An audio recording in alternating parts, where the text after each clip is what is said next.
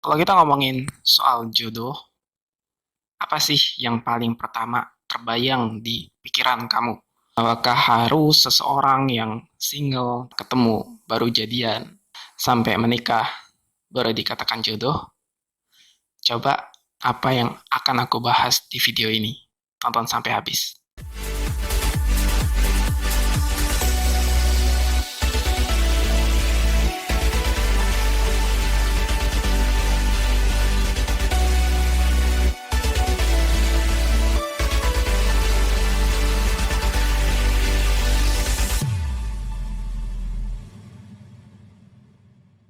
Halo, kembali lagi bersama aku Fernando Prilian Adam.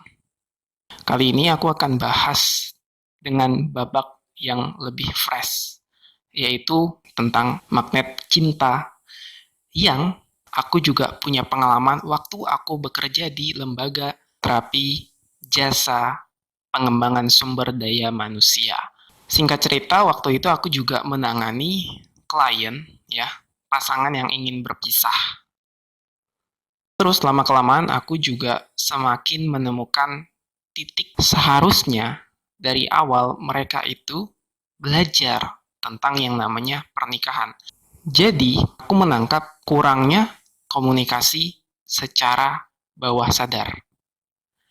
Karena kalau yang secara sadar itu, mereka bisa melihat apa sih yang dibutuhkan dalam pernikahan, uang, materi, ya, hanya sekilas saja yang bisa disadari.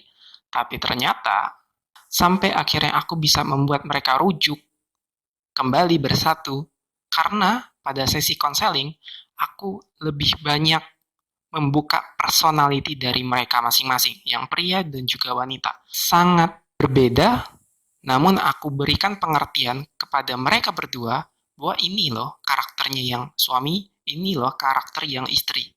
Sampai akhirnya mereka bisa memahami satu sama lain. Dan hal itu nggak mudah, karena kalau kita ngomongin jodoh, itu bukan soal single, yang jomblo, itu ketemu pasangan, nikah, dikatakan jodoh. Tidak. Jodoh itu adalah suatu hal seperti rezeki yang harus diusahakan. Ketika seorang sudah menikah, bahkan sudah punya anak, itu sampai akhir hayat. Tapi kenyataannya adalah ketika seseorang bercerai, mereka melakukan pembenaran bahwa, oh, memang bukan jodoh lagi. Ini fatal. Karena menikah itu butuh ilmu.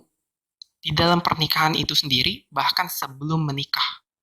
Makanya banyak sekali anak muda generasi sekarang yang tidak tahu bagaimana caranya menuju pernikahan.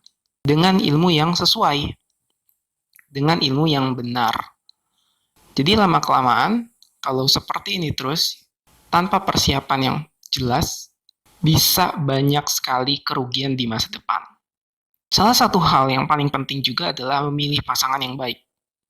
Jadi banyak sekali yang kutemukan ketika aku menangani klien, mereka merasa dirinya baik. Padahal setelah dibuka, digali pikiran bawah sadarnya, mereka hanya merasa baik, bukan benar-benar baik. Jadi ketika menikah, belum selesai terhadap diri sendiri, akhirnya menciptakan trauma baru kalau sudah punya anak. Aku sangat concern atau sangat waspada, khawatir dengan pola yang terus berulang ketika seseorang memiliki anak, lalu menularkan traumatik ke anaknya. Mau sampai kapan hal ini terus berlanjut?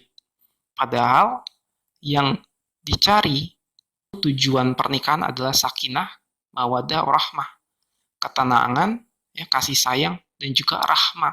Dan ini tidak bisa lepas dari yang namanya ilmu. Sangat penting ilmu pranikah, bahkan ilmu setelah menikah. Oleh karena itu, untuk kedepannya, aku akan lebih banyak juga bercerita berdasarkan pengalaman pribadi aku bagaimana cara menangani klien dari sudut pandang aku, sehingga membuat pasangan itu rujuk yang tadi mau pisah, yang mau cerai, atau yang sudah punya anak, dan lain sebagainya. Kesimpulannya adalah, sekarang, bagi kamu yang mungkin masih jomblo, masih single sendiri, coba resapi dulu baik-baik diri sendiri, agar mampu untuk melihat secara objektif diri kita ini layak atau sudah mampu untuk menikah? Atau jangan-jangan hanya keinginan dari nafsu belaka? Walaupun sudah punya materi, uang yang cukup, belum bisa melihat calon pasangan secara benar, itu juga berbahaya. Karena itu, aku nanti akan lebih banyak bahas di video berikutnya. Terima kasih, sampai jumpa.